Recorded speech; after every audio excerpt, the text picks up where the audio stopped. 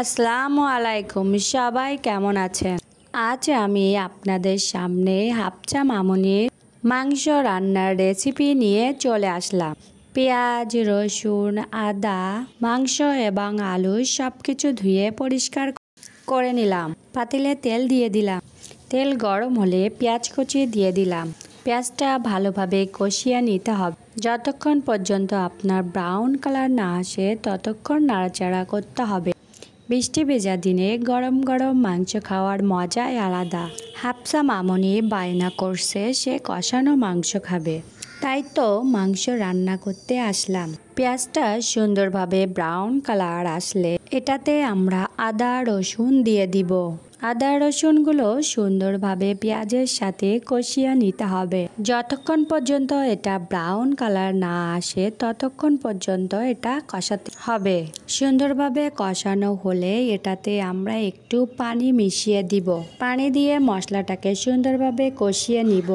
এরপর এটাতে লবণ, হলুদ এবং ঝালের গুঁড়া দিয়ে দিব এবং ভালোভাবে মশলার সাথে এটাকে কষিয়ে নিব।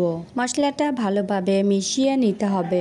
পানিটা যতক্ষণ থাকবে ততক্ষণ মশলাটা নেড়েচেড়ে সুন্দর করে মিশিয়ে নিতে হবে। মশলা মিশানো সুন্দর হলে রান্নাটাও খুব সুন্দর হবে। পানিটা শুকিয়ে আসলে আমরা এটা পরিষ্কার করে রাখা মাংসটা দিয়ে দিব। মাংসটা সুন্দরভাবে মশলার সাথে মিশিয়ে নিতে হবে। এরপর আমরা মশলার সাথে মাংসটাকে সুন্দরভাবে কষিয়ে নিব। মাংসটাকে সুন্দরভাবে কষাতে কষাতে পানিটাকে শুকিয়ে ফেলবো। মাংসটা যত সুন্দরভাবে কষানো হবে খেতে ততটাই সুন্দর লাগবে। কষানো শেষ হলে আমরা এটাতে পানি মিশিয়ে দিব মাংসটা সুন্দরভাবে সিদ্ধ হওয়ার জন্য। এরপর এটা আমরা কিছুক্ষণ পর পর নেড়েচেড়ে দিয়ে দিব। নাড়াচাড়া না দিলে এটা আবার পাতিলের নিচে লেগে যেতে পারে। এরপর আমরা এটাতে আলু দিয়ে দিব। হাফসা মামুনির মাংসের আলু অনেক পছন্দ। হাফসা মামুনি মাংসের আলু খেতে খুব ভালোবাসে। আমরা মাংসের সাথে আলুটাকে সুন্দরভাবে কষিয়ে নিব।